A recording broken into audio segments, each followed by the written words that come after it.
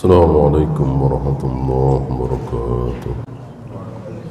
إن الحمد لله نحمده ونستعينه ونستغفره ونعوذ بالله من شرور أنفسنا ومن سيئات أعمالنا. من يهده الله فلا مضل له ومن يضلل فلا هادي له. أشهد أن لا إله إلا الله وحده لا شريك له وأشهد أن محمدا عبده ورسوله وبعد. Kita sampai hadis Idban. Hadis kemarin tentang jaminan surga untuk orang yang meyakini bahawa Nabi Muhammad sallallahu alaihi wasallam hamba dan utusannya, Nabi Isa hamba Allah, roh Allah, adkhalahul jannata ala ma kana minal amal. Maka Allah akan masukkan dia ke dalam surga, surga yang mana bagaimana dia beramal. Bisa Aden, bisa Firdaus, bisa yang lainnya, tergantung amal dia seperti apa. Adapun dia masuk surga bukan karena amal dia. Seseorang masuk surga bukan karena amal. Termasuk engkau ya Rasulullah? Iya, termasuk aku. Aku masuk surga karena rahmatullah, bukan karena amal. Adapun masuk surga, tingkatan surga yang mana, itu dia amal. Ya, panjang sekali sampai berlembar-lembar beliau syarahkan ini, sudah selesai. Kita masuk hadis Idban. Hadisnya panjang, beliau hanya bawakan fa innallaha harrama 'alan nari man qala la ilaha illallah yabtagi bidzalika wajhallah. Diringkas oleh beliau. Hadisnya panjang.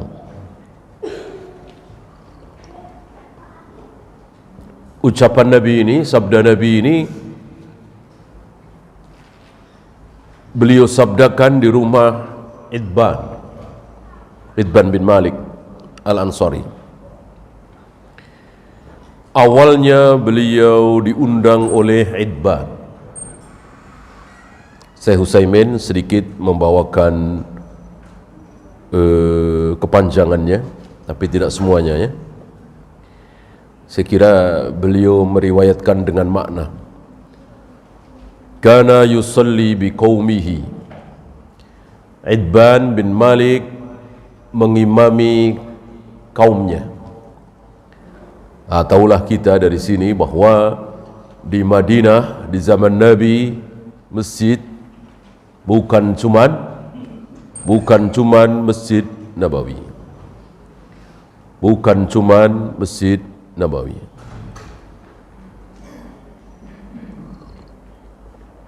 Ini salah satu dalil.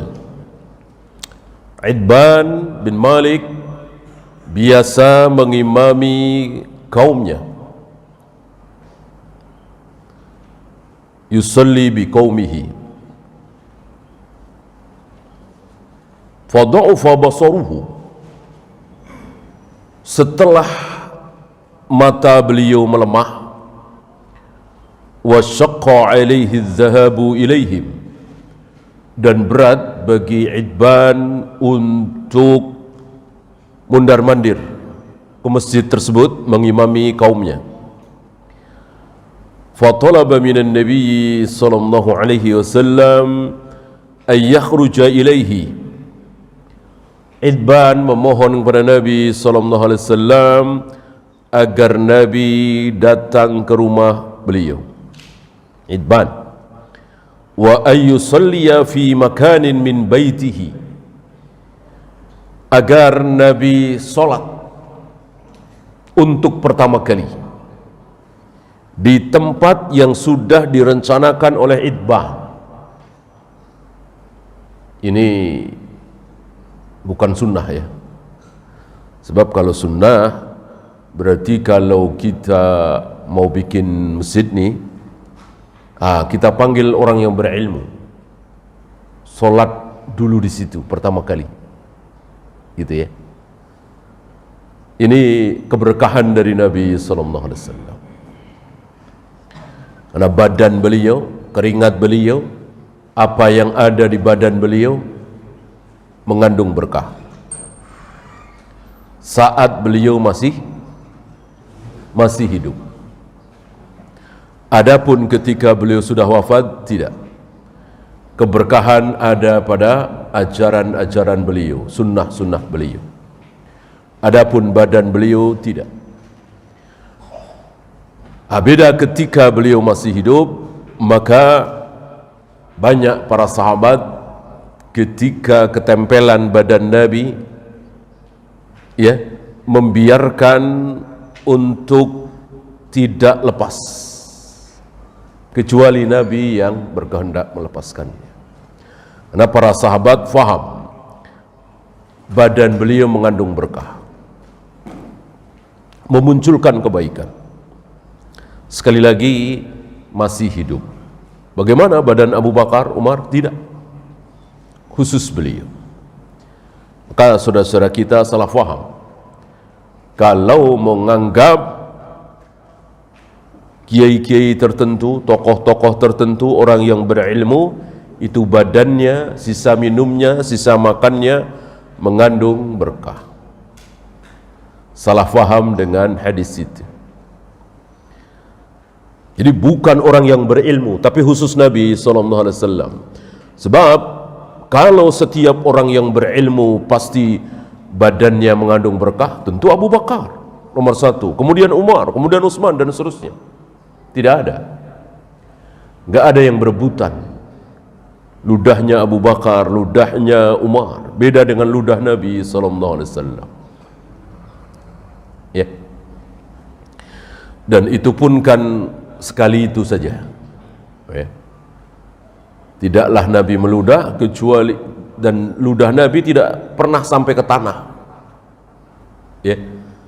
Dibikin rebutan oleh para sahabat. Itu sekali itu. Di hadapan Abu Sufyan yang diboncengkan oleh Abbas. Ya. Abu Sufyan waktu itu masih musuhnya Nabi, musuhnya kaum muslimin. Ya.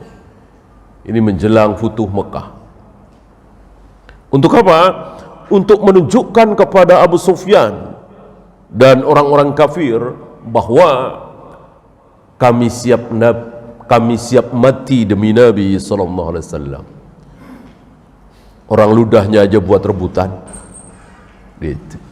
Ini bagian dari siasah syar'iyah.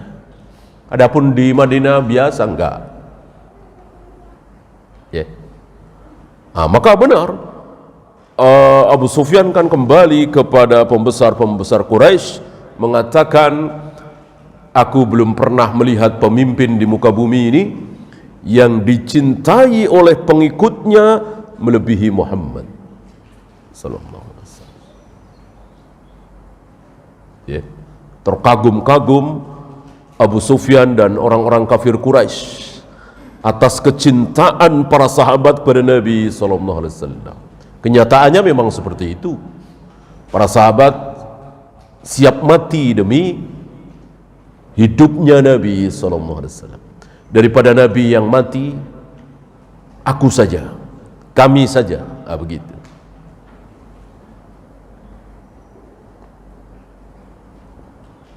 Termasuk yang ada di riwayat ini, Idban bin Malik memohon kepada Nabi SAW untuk salat di tempat idban pertama kali sebelum tempat itu dijadikan masjid, dijadikan tempat salat idban, karena sudah tidak mampu lagi ke masjid yang biasa dia datangi. Penglihatan sudah lemah, mungkin katarak ya, badan juga sudah tidak sanggup lagi, sudah tua.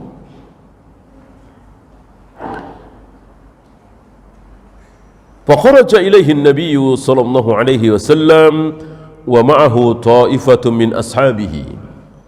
Maka di hari yang dijanjikan Nabi berangkat ke rumah idban bersama beberapa sahabat, termasuk Abu Bakar dan Umar.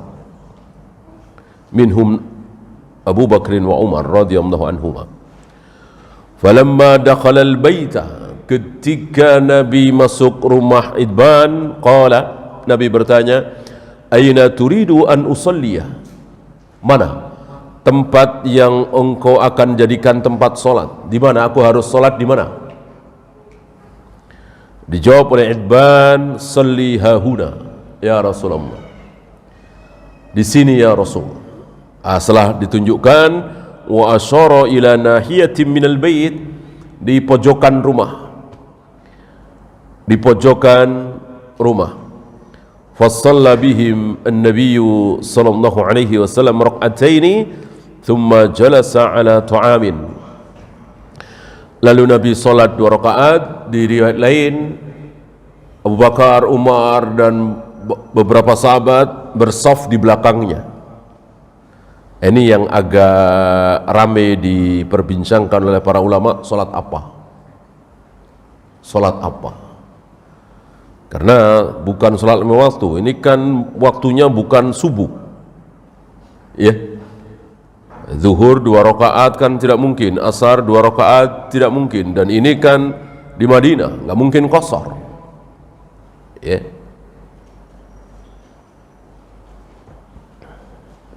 Sebagian berpendapat salat mutlak. Diperbincangkan pula, berarti disunahkan berjamaah. Dijawab oleh sebagiannya kekhususan Nabi lagi. Ya, karena tidak ada sunahnya salat duha berjamaah, salat qobliyah ba'diyah berjamaah, salat sunat wudu berjamaah. Salat sunat yang disunahkan berjamaah kan cuman qiyamul lail, istisqa, khauf ya. Khauf salat wajib ya. Gerhana ya, kusuf, Idul Fitri, Idul Adha ya. Tidak boleh salat duha, salat tahiyatul masjid, salat sunat wudu dengan berjamaah. Thumma jalasa ala ta'amin sana'uhu lahu. Kemudian beliau duduk di hadapan makanan yang sudah dihidangkan. Faja'alu yatadzakarun, lalu mereka saling ngobrol, dan di lain dikatakan tetangga-tetangga idban datang. Kita tahu Madinah sudah menjadi negeri Islam, negerinya kaum muslimin, bahkan sebelum Nabi datang ke Madinah. Ketika Nabi masih di Mekah, di Madinah seolah sudah mayoritas muslim. Luar biasa. Maka Nabi menyanjung-nyanjung, memuji-muji orang Ansar. Di saat saudara-saudara beliau, kerabat-kerabat beliau, tetangga-tetangga beliau, teman kecil beliau, semua menolak, kecuali sedikit sekali Abu Bakar, Ali ya. Justru orang-orang Ansar yang tidak ada hubungan darah, tidak kenal dengan Nabi sebelumnya, bukan teman dari kecil, bukan tetangga, justru luar biasa. Ini harus dijadikan hujah oleh para da'i untuk menyerahkan hidayatut taufik hanya kepada Allah saja. Jangan sekali-kali berpendapat kalau saya belak-belakan begini, ini bid'ah, ini sunnah, ini syirik, ini taat, tentu mereka tidak mau. Ya, saya harus atur strategi. Saya nggak boleh mengatakan ini bid'ah dulu, saya tidak boleh mengatakan ini syirik dulu. Harus pelan-pelan dulu. Sebab kalau tidak pelan-pelan, mereka akan lari dariku. Nggak kena dakwahnya. Ini sombong. Ini sombong. Ya, sampaikan apa adanya. Sejelas mungkin, sesopan mungkin. Jangan ada cacian, makian, hinaan, hujatan. Tapi bid'ah dibilang bid'ah. Sunnah katakan sunnah. Syirik katakan syirik, tauhid katakan tauhid. Tidak boleh dipoles-poles untuk mengambil simpati mereka. Ya, diawali dengan cacian, makian, hal yang biasa. Ya, Nabi diawali dengan apa? Bagaimana nasib badan beliau ketika beliau ke Taif? Apa iya Nabi kurang bijaksana, kurang bisa mengatur strategi? Ya. Nabi kurang menggunakan akalnya maka ditolak di Taif? Berani kita mengatakan kalimat itu? Tentu tidak berani. Yang paling santun, yang paling lembut, yang paling sopan dalam dakwahnya tentu Nabi SAW. Tapi ditimpukin beliau, diusir dari Taif dan seterusnya. Memang dakwah harus diawali dengan hal seperti itu. Wajib kita sabar, terutama para du'atus salaf. Ya, harus melewati masa-masa seperti itu. Dicaci, dimaki, dihujat, harus siap. Dan jangan kemudian merubah strategi. Jangan kendor. Setelah saya pikir-pikir sekian lama kita berdakwah, ya, kita begini nih, ya, dihujat, caci maki, diusir, dilaporkan dan seterusnya. Udah mulai sekarang jangan ada lagi kata bid'ah. Dalam dakwah jangan bilang kata bid'ah. Ini dia. Ini mau melawan Allah dan Rasulnya. Dan sombong. Merasa bahwa keberhasilan dakwah itu kita yang menentukan. Da'i yang menentukan. Tidak. Allah. Kalau toh akhirnya hancur dakwah sunnah di negeri ini, yaitu karena kehendak Allah. Kalau toh akan berkibar dan akan menguasai negeri ini menjadi negeri sunnah, itu kehendak Allah. Bukan karena kelihan para da'i. Da'inya sampaikan saja apa adanya. Bahkan antum yang sudah ngaji sunnah di tahun 80-an, 85, nggak akan nyangka kalau seperti ini. Nggak akan nyangka kalau dalam satu kota itu ada 2 kajian dalam satu hari. Ya, nggak akan nyangka. Oh, sekarang luar biasa. Bukan satu kota lagi. Ya. Hanya satu kecamatan saja bisa 2, bisa 3. Nggak akan menyangka. Ya. Maka jangan dirubah strategi dakwah. Tetap mengikuti Nabi SAW. Qulil haqqa walau kana murran. Sampaikan yang hak. Mau sepahit apapun, segetir apapun, hak katakan hak, batil katakan batil. Dicaci maki, ya siap. Dikatain ini, dikatain itu, siap. Apalagi sekedar Wahabi, ya sudah, makanan telinga kita sehari-hari.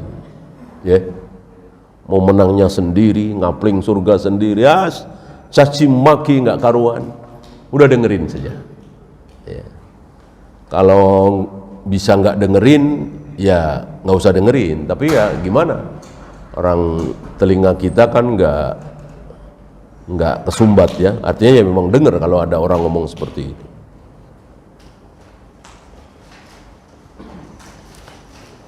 Fadzakaru rajulan yuqalu lahu Malik bin Duhsum. Nah, setelah Rasul salat berjamaah di situ 2 rakaat. Kemudian dihidangkan makanan, kemudian ngobrol-ngobrol. Rasul dan para sahabat seringkali ngobrol-ngobrol. Beliau masih manusia, bukan malaikat. Ngobrol, kadang sahabat bercanda, beliau ikut tertawa. Ya.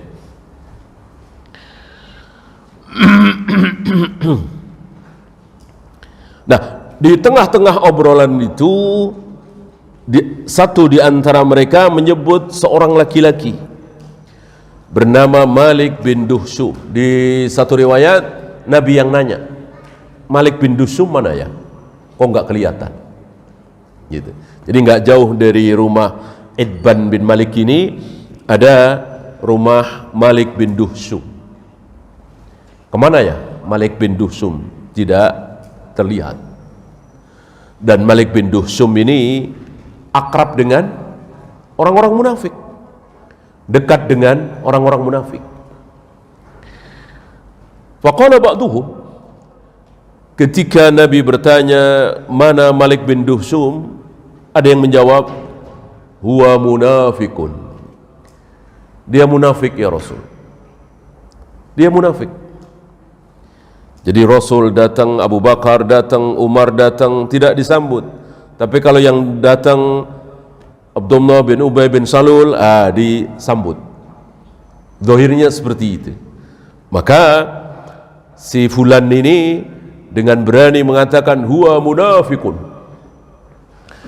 Dia munafik ya Rasul. Langsung Nabi menyetop. La takul hakadha. Jangan bilang begitu. Enggak boleh. Jangan bilang begitu. Alaysa qala la ilaha illallah yuridu bidzalika wajhallah? Bukankah dia sudah mengucapkan la ilaha illallah yang dengan ucapan itu dia berharap wajah Allah, ikhlas karena Allah, mencari ridha Allah? Thumma qala fa inna allaha harrama 'alan nari man qala la ilaha illallah yabtagi bidzalika wajha Allah. Hadis tadi. Asbabul wurudnya seperti itu. Ya. Jangan engkau ucapkan begitu, jangan tuduh dia munafik. Karena dia kan sudah mengucapkan la ilaha illallah dan berkehendak dari ucapan itu wajah Allah. Karena sungguh Allah akan mengharamkan neraka kepada orang yang mengucapkan la ilaha illallah yabtagi bidzalika wajha Allah,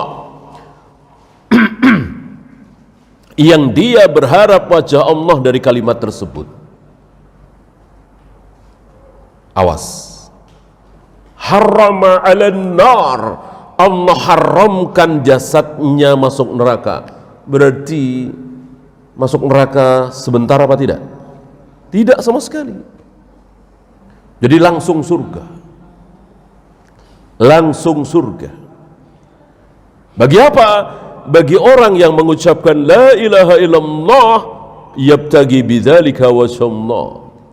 Bagi orang yang sudah mengucapkan la ilaha illallah yang dengan kalimat tersebut dia berharap wajah Allah.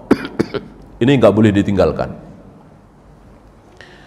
Jika Nabi hanya mengatakan man qala la ilaha illallah titik, maka pelacur, pezina, pemabuk, pencuri dan seterusnya haram masuk neraka karena dia sudah mengucapkan la ilaha illallah.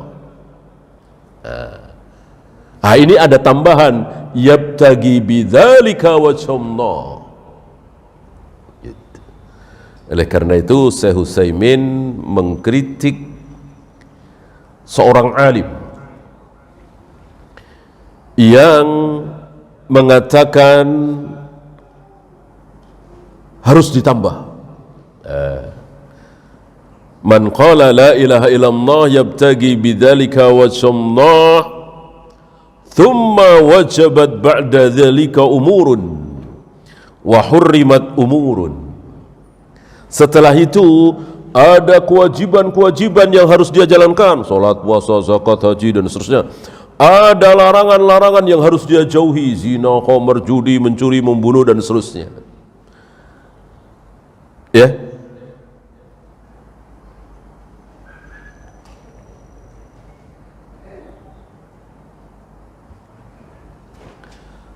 Al-Imam Az-Zuhri. Yang mengucapkan kalimat ini Al-Imam Az-Zuhri. Awas, jangan sampai tertipu. Fala yaktarru muqtarrun bihadza, jangan sampai tertipu. La ilaha illallah yabtagi bidzalika wajha Allah, ada terusannya. Kata Imam Az-Zuhri. Apa terusannya? Wajabat ba'da dzalika umurun wa hurrimat umur. Ada kewajiban-kewajiban yang harus dijalankan, ada hal-hal yang haram yang harus dijauhi. Apa tadi? Salat, puasa, zakat, haji, jauh dari zina, khamar, judi, mencuri, membunuh dan seterusnya. Kalau tidak, bisa terkecoh, bisa tertipu. Kata Syekh Utsaimin, enggak perlu kalimat itu. Enggak perlu tambahan itu.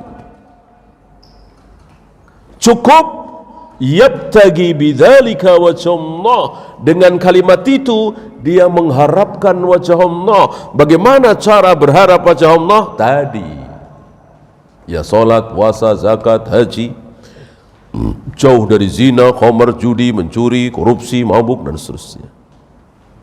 Ya.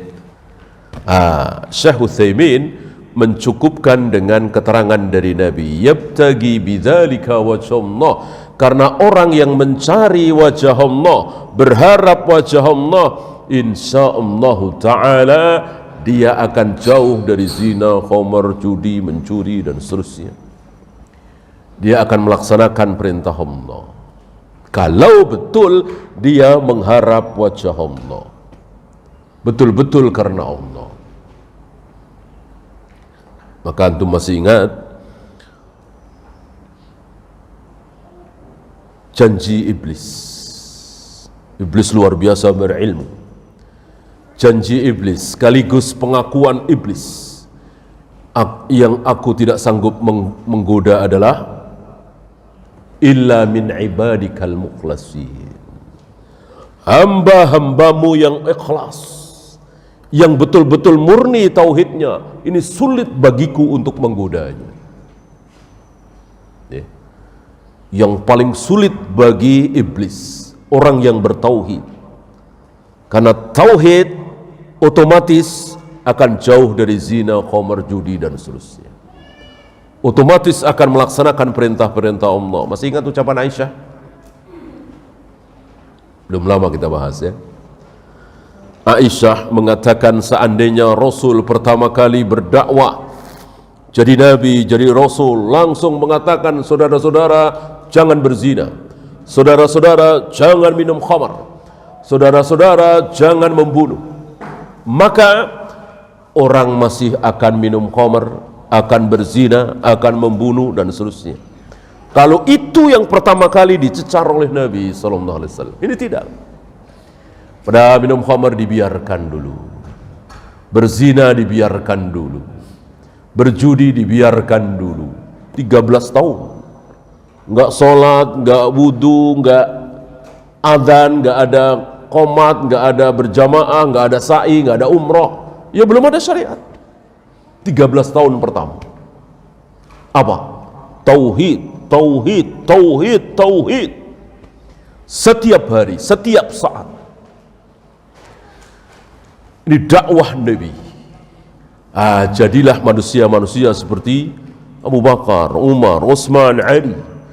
Manusia-manusia yang belum mati sudah dinyatakan masuk surga, belum mati sudah dinyatakan syahid, belum mati.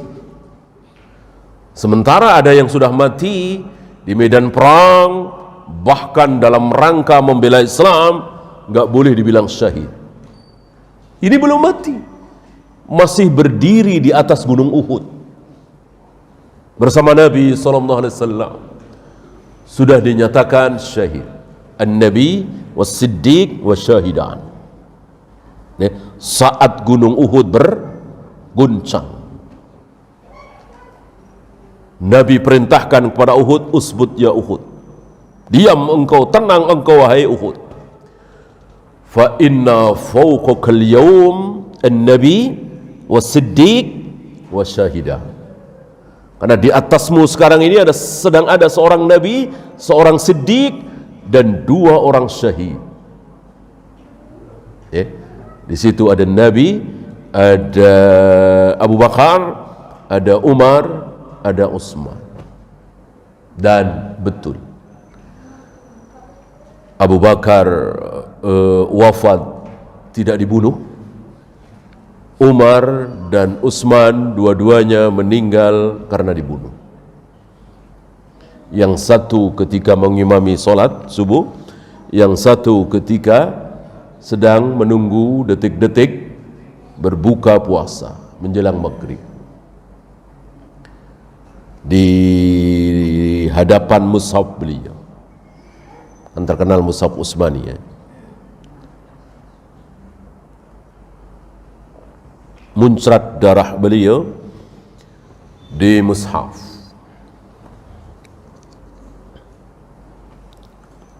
Dan tidak jelas, sulit mencari siapa pembunuh Utsman. Karena Utsman dibunuh di tengah-tengah ribuan para khawarij yang terfitnah oleh Abdullah bin Saba, mengurung, mengepung rumah Utsman bin Affan. Ini demo pertama dalam Islam. Demo pertama dalam Islam menghasilkan apa? Terbunuhnya manusia terbaik hari itu.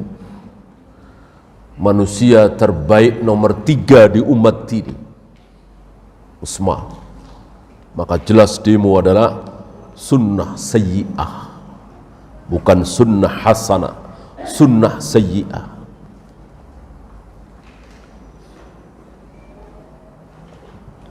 Termasuk mogok makan, ini sunnah sayyi'ah. Masih ingat siapa yang mogok makan pertama kali dalam Islam? Ibunya Sa'ad bin Abi Waqqas. Kenapa ibunya tidak mau makan, mogok makan? Karena ingin Sa'ad bin Abi Waqqas keluar dari Islam. Ya.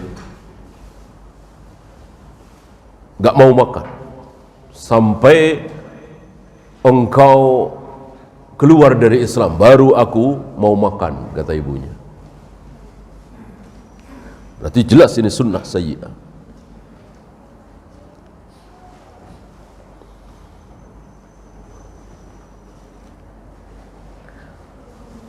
Fanahahum an yaqulu hakadha li'annahum la yadruna amma fi qalbihi. Nabi melarang mereka mengucapkan kalimat tadi, si fulan munafik, Malik bin Duhsyum munafik. Kenapa? Li'annahum la yadruna amma fi qalbihi, karena tentu mereka tidak tahu apa yang ada di hati Malik bin Duhsyum. Tidak ada yang tahu kecuali Allah Rabbul Alamin. Ya. Maka Nabi walaupun diberitahu oleh Allah yang munafik adalah si A, si B, si C, si D, Nabi enggak umumkan. Nabi tidak umumkan, ini fitnah. Menjadi fitnah besar. Ya. Maksudnya menjadi keburukan. Bukan Nabi memfitnah, bukan, memang benar, enggak mungkin Allah salah. Fitnah bahasa Arab, bahasa syar'i, bukan fitnah bahasa kita. Maka Nabi tidak umumkan di mimbar biar orang-orang tahu yang munafik adalah si A, si B, si C, si D dan seterusnya. Tapi Nabi bisikkan ke telinga Hudzaifah, salah satunya ke telinga Hudzaifah. Maka terkenal Hudzaifah sebagai sahabat sirrin Nabi, sahabat rahasia yang diberitahu rahasia oleh Nabi SAW, dan nggak perlu tahu yang lain, nggak harus tahu. Dan para sahabat juga tidak berbondong-bondong ke Hudzaifah minta dikasih tahu siapa saja namanya, nggak.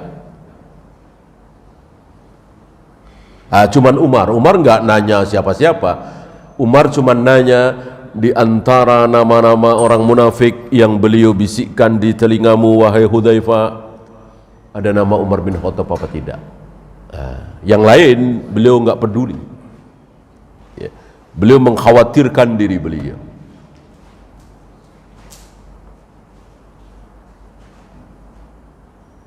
Menangis Hudzaifah, ya.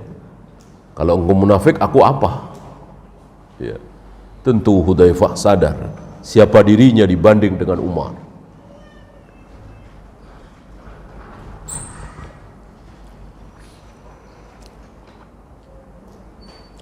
Li'annahu yashhadu an la ilaha illallah, karena dia sudah bersaksi bahwa la ilaha illallah.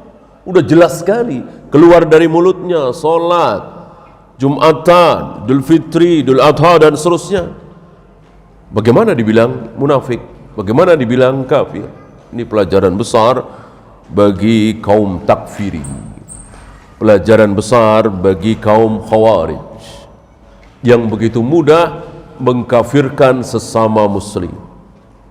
Salah dikit kafir, beda dikit kafir. Sekali berbuat dosa kafir. Ini khawarij.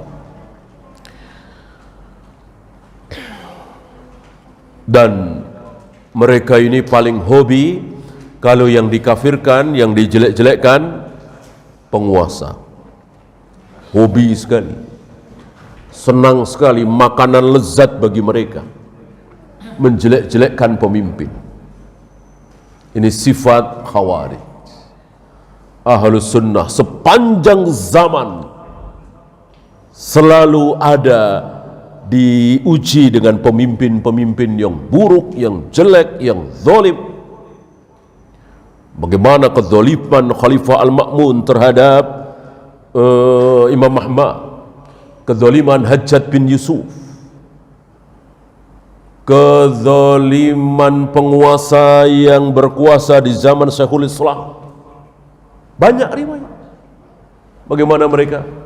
Apa ucapan Syekhul Islam, Imam Ahmad, Sa'id bin Jubair terhadap pemimpin-pemimpin zalim? Cacian, makian, hujatan, turun ke jalan, demo? Tidak ada. Tidak ada. Kenapa? Karena mereka faham sunnah dan mengamalkan sunnah Nabi sallallahu alaihi wasallam. Berdoa. Saatnya berdoa. Gitu. Ketika kita dipimpin oleh pemimpin zalim, pemimpin fajir, pemimpin tidak amanah, saatnya kita berdoa. Insya Allah makbul. Orang ditunggu-tunggu, diperintahkan oleh Nabi sallallahu alaihi wasallam, ya, tu'addunal haqqal ladzi lahu. Wajib kalian tunaikan kewajiban-kewajiban kalian terhadap dia, penguasa. Apa? Taat. Jangan mencaci maki, jangan menghujat. Kalau tahu keburukan dia, sembunyikan, jangan disebarkan. Lalu hak kalian, tas'alunallaha alladzi lakum, mintalah kepada Allah. Gitu. Hak kalian gak akan dikasih oleh pemimpin itu, orang dia zalim. Jangan minta kepada dia, mintalah kepada Allah saja. Orang kaum muslimin, rakyat yang sedang dipimpin oleh pemimpin zalim, doanya ditunggu-tunggu oleh Allah. Ini bukannya berdoa malah turun ke jalanan, caci maki di televisi, di radio, di internet. Kalau kaum muslimin berdoa sebagaimana sunnah Nabi, insya Allah. Ya. Dan sepanjang zaman kan seperti itu. Nggak lama Hajjaj bin Yusuf mati. Ya. Nggak lama setelah itu tampil seorang pemimpin yang sebagian ulama mengatakan ini Khulafa Rasyidin Al-Mahdiyin yang kelima. Kan yang masyhur 4. Ini yang kelima nih. Walaupun pendapat ini lemah ya. Saking adilnya, saking berilmunya, saking bertakwanya. Orang jadi khalifah langsung miskin. Kan umur beliau tidak begitu panjang ya, dan anak masih kecil-kecil dan sakit keras, dan gak lama beliau wafat. Itu melihat anak-anaknya sedih beliau. Anak gak punya apa-apa. Ya. Umar bin Abdul Aziz.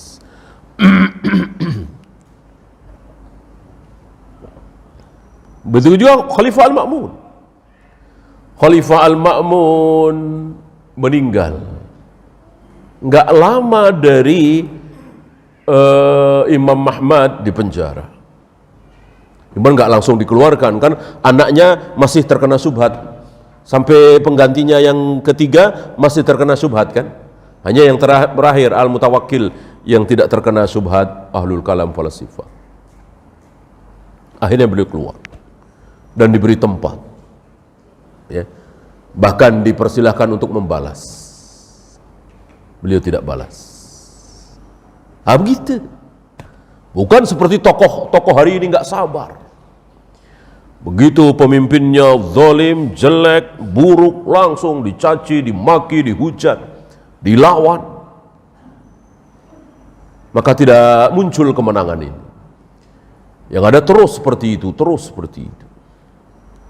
Maka wajib kita yakini bahwa jalan keluar dari berbagai macam masalah ini adalah kembali kepada sunnah Nabi sallallahu alaihi wasallam.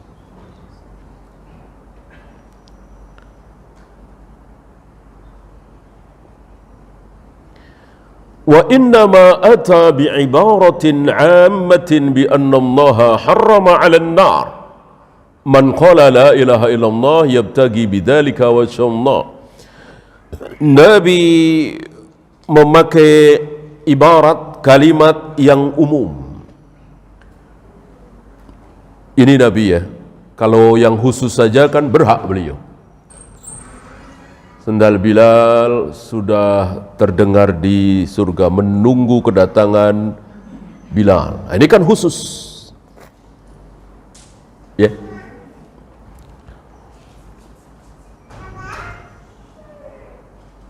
Dia akan mendapatkan pengasuh di surga. Khusus kan? Abu Bakar masuk surga, Umar masuk surga, Utsman masuk surga, dan seterusnya khusus. Boleh. Nabi SAW. Selain Nabi tidak boleh. Nah, ini contoh. Ini yang tidak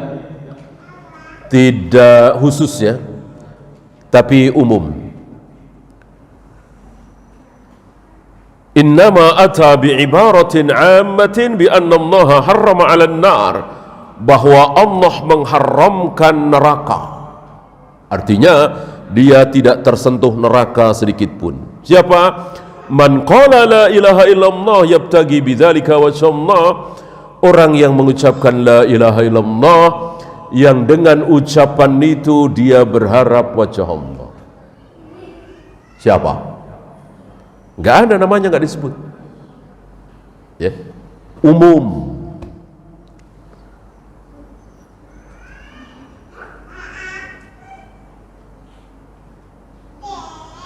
Orang yang mati di medan jihad membela agama Islam, insya Allah syahid.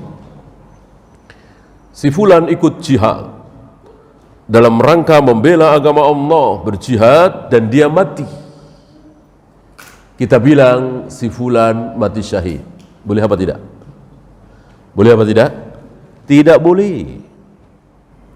Tidak boleh. Apalagi pakai alif lam, asy-syahid, al-maghfur, al-marhum. Nah, ini tidak boleh. Alif lam sebuah kepastian. Padahal jelas dalilnya. Siapa yang mati di medan jihad membela agama Islam li'ila'i kalimatillah wal ibtigha'i mardatillah, maka dia syahid, jaminannya surga. Ada si fulan nih mati di situ, kita bilang fulan mati syahid. Ternyata tidak boleh. Ternyata tidak boleh.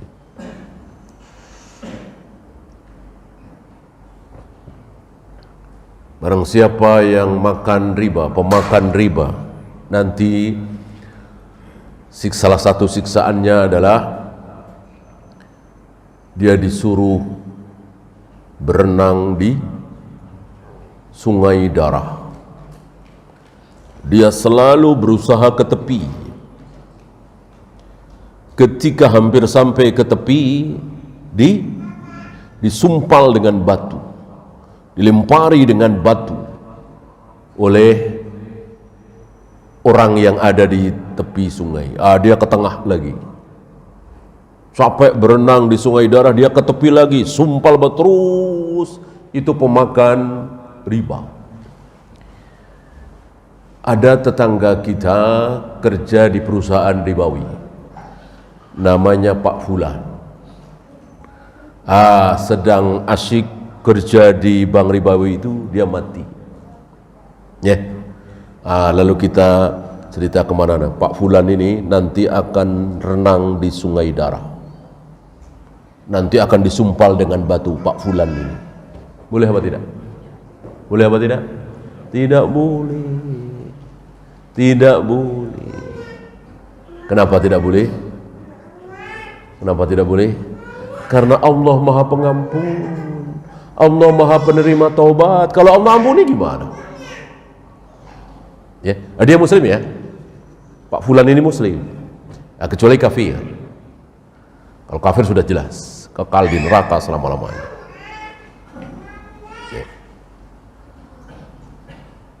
Yang sudah mati tentunya. Kalau masih hidup kan kita nggak boleh. Siapa misalnya George Bush pasti akan masuk neraka, boleh nggak? Kan dia kafir. George Bush pasti akan masuk neraka, dia kafir kan?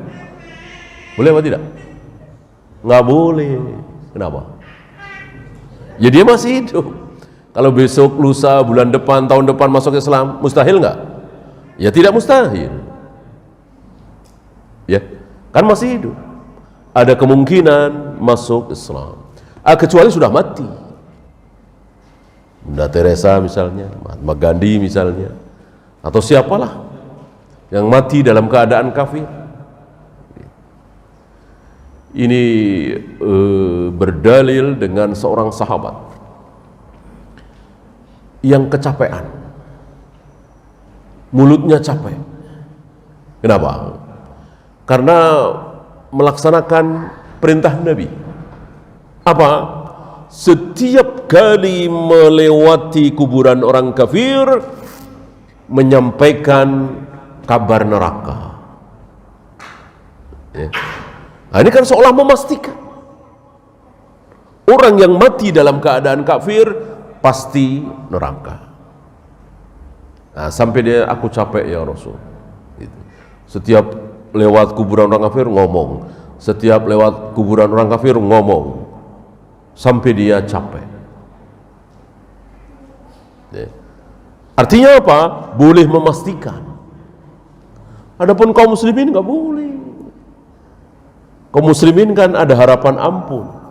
Mau pelacur, mau pemabuk, mau pezina, mau penjudi, mau pembunuh, ada harapan ampun. Loh, kalau dia nggak taubat, bagaimana? Apakah Allah mengampuni itu hanya orang yang bertaubat? Nggak ada dalil. Kalau Allah mengampuni hanya yang bertaubat saja, berarti Allah tidak maha pengampun. Dikatakan maha pengampun karena apa? Karena yang bertaubat diampuni, yang tidak bertaubat bisa diampuni, bisa tidak. Terserah Allah.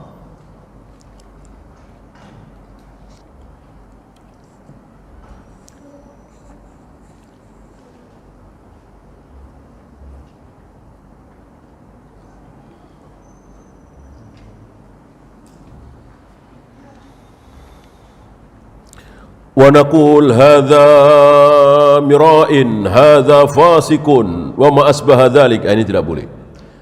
Si fulan ini riya, si fulan ini fasik, si fulan ini zuhud. Itu kan amal-amal hati. Zuhud atau tidak, hanya Allah yang tahu. Riya atau tidak, pamer atau tidak, hanya Allah yang tahu. Sekalipun zahirnya terlihat sekali pamer. Saudara-saudara jamaah Jumat, saksikan saya sumbang masjid ini 10 miliar misalnya ya. Masjid itu lagi bangun. Zahirnya seperti orang pamer ini. Ngapain diumumin? Ya. Bolehkah kita katakan si fulan ini pamer riya? Tidak boleh.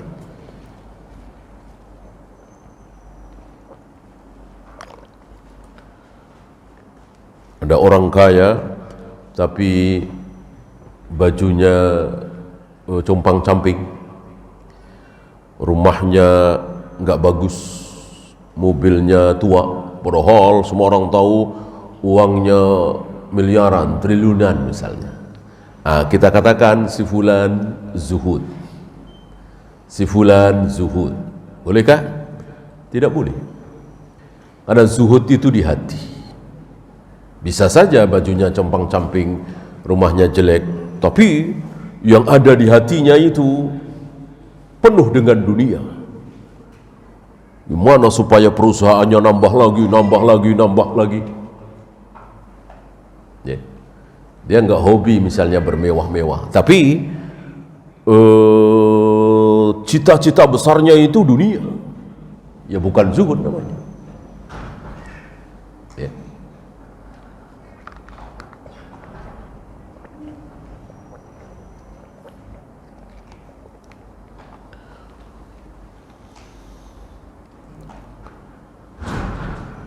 Li'annana law akhadna bima nadhunnu fasadat ad-dunya wal akhirah.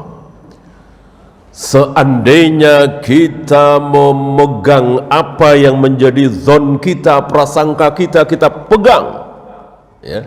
Antum punya prasangka terhadap saya punya prasangka terhadap antum, saya punya prasangka terhadap si A, si B, si C, begini-begini. Dari ucapannya, dari raut mukanya, dari tingkah lakunya, saya punya prasangka, antum punya prasangka. Lalu prasangka itu dipegang, dijadikan kesimpulan. Ya, orang kalau ngomongnya begini nih nggak benar nih, pembohong nih. Orang kalau bentar-bentar ngedip kayak ini mau nepu nih. Orang kalau asal ngomong bentar-bentar nengok ke kiri, bentar-bentar nengok ke kiri, itu ada yang diincar. Ya. Kok ini dipegang nih prasangka seperti ini? Maka apa kata beliau? Fasadatid dunya wal akhirah. Akan rusak dunia dan akhirat. Rusak. Dunia dia, akhirat dia rusak. Maka terjadi kerusakan di muka bumi ini. Salah satunya ini, prasangka dipegangi. Itu kan prasangka. Gak boleh ya. Itu semua harus kalah dengan saksi, dengan bukti.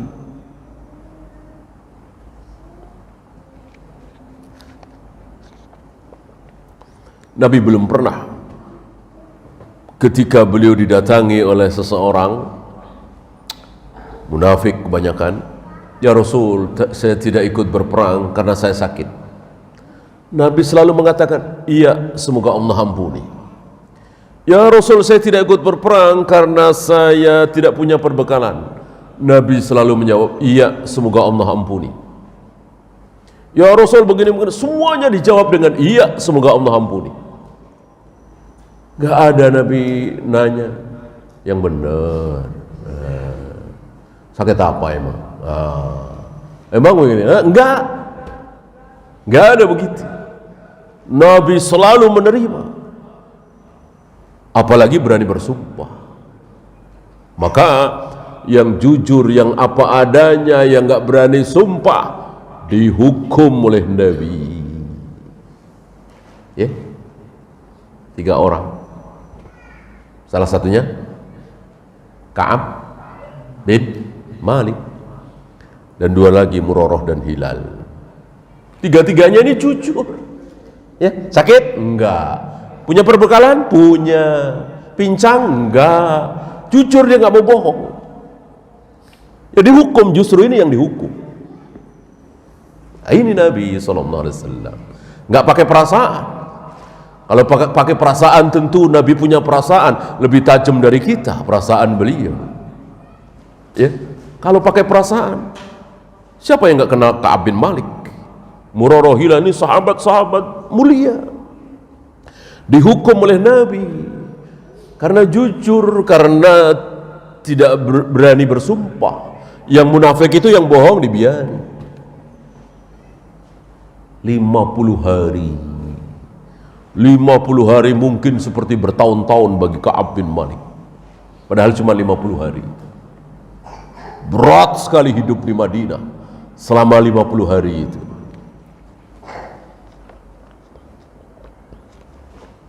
Seolah hidup sendirian, gak ada yang mau diajak ngobrol. Jangankan ngobrol, salam tidak ada. Bahkan ngasih salam gak ada yang mau jawab. Dan itu semua dari Allah dan Rasulnya, hukuman itu. Ya. Tapi karena sabar, tidak mau menutup kesalahan dengan kesalahan pula, tidak seperti orang-orang munafik, justru namanya diabadikan dalam Al-Quran. Ya. Walaupun tidak disebut Ka'ab bin Malik, Murarah Hilal, tapi wa'ala thalathati alladhina khullifu. Yang dimaksud Ka'ab bin Malik, Murarah Hilal, disebut di situ, diampuni. Sementara orang-orang munafik yang bersumpah itu dicap neraka di terusan ayat itu.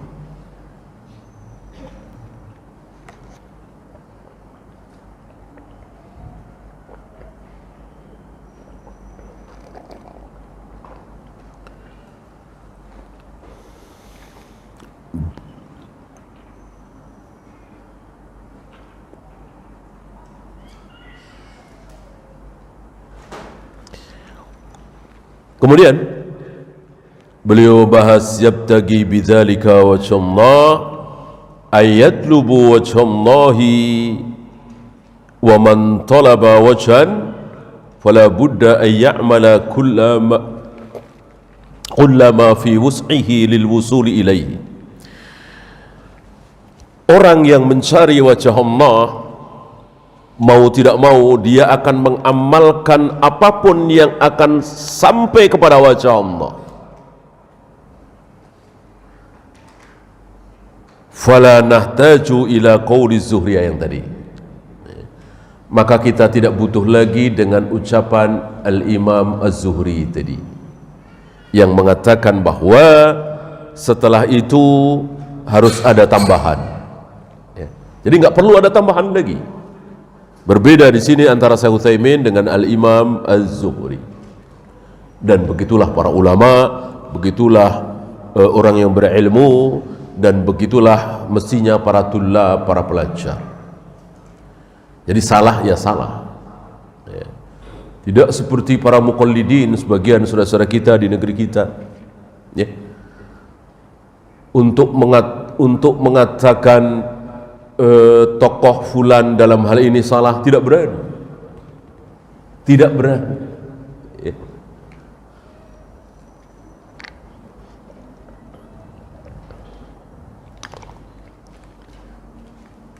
Padahal jelas-jelas yang salin sholat berjamaah, dia duduk di pojokan sana. Kan jelas-jelas salah ini. Ya kalau dia musafir dari mana gitu, mungkin sudah dijamak tadi. Enggak, dia di situ juga. Untuk mengatakan salah, enggak berani. Ya. Oh, ada sesuatu yang kita enggak tahu.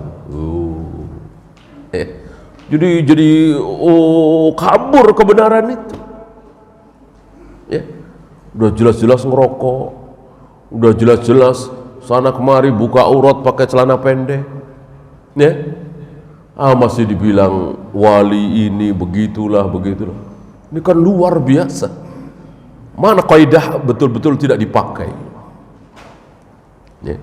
Ya gimana mau menyalahkan, mau berani mengatakan ini bid'ah, ini keliru, ini salah, nggak ada contoh dari Nabi SAW. Jauh sekali.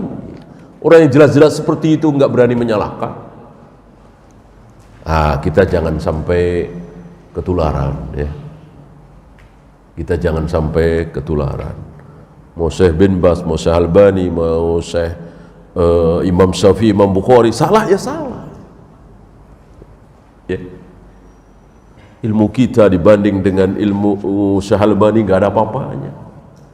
Tapi dalam hal sami Allahu liman hamidah, beliau mengatakan makmum masih disunahkan mengucapkan sami Allahu liman hamidah. Kan akal kita yang normal mengatakan ini kan menyelisihi hadis. Kan jelas-jelas Nabi mengatakan jika imam mengucapkan ghairil maghdubi alaihim waladdallin, ucapkan amin. Jika imam rukuk, rukuklah, imam sujud, sujudlah. Jika imam mengucapkan sami Allahu liman hamidah, ucapkan Rabbana walakal hamd. Kan jelas sekali. Para imam juga. Syekh Albani rupanya memahami beda. Ya. Makmum masih disunahkan mengucapkan sami Allahu liman hamidah. Bagaimana? Apakah kita akan ketularan dengan sebagian saudara-saudara kita yang tidak bermanhaj tadi? Oh, bisa jadi mungkin beliau lebih tahu dari kita. Nggak bisa seperti itu. Ya. Kecuali kalau kita memang berfaham seperti itu, kebetulan sefaham dengan Syekh Albani, ya. Tapi kalau pemahaman kita beda, memang lafadznya seperti itu, ya. Maka sangat disayangkan sebagian saudara-saudara kita yang sudah tahu hadis Aisyah Rasulullah salat malam tidak pernah lebih dari 11, tidak berani menyalahkan karena ini Syekh bin Baz, Syekh Utsaimin yang mengatakan boleh lebih dari 11. Ya. Nah, begitu kira-kira para tulab mengikuti para ulama. Salah ya salah.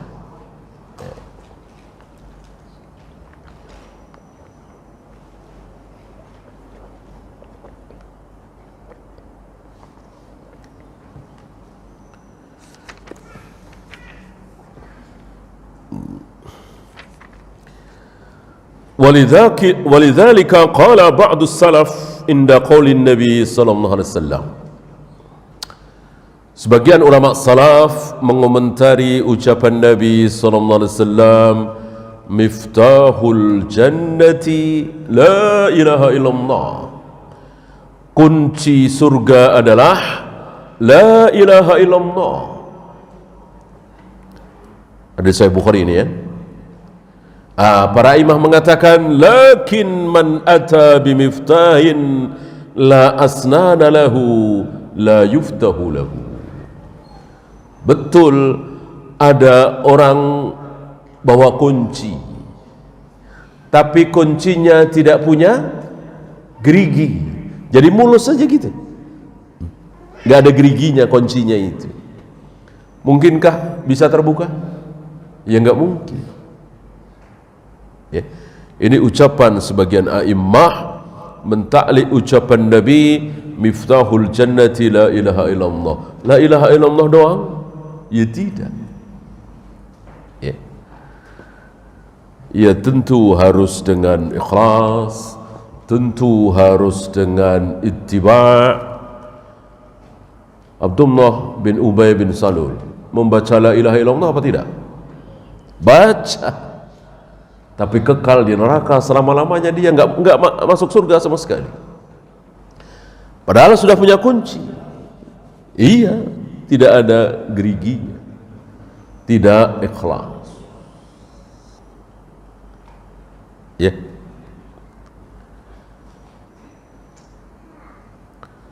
Ya, itu saja. Ada pertanyaan, silakan.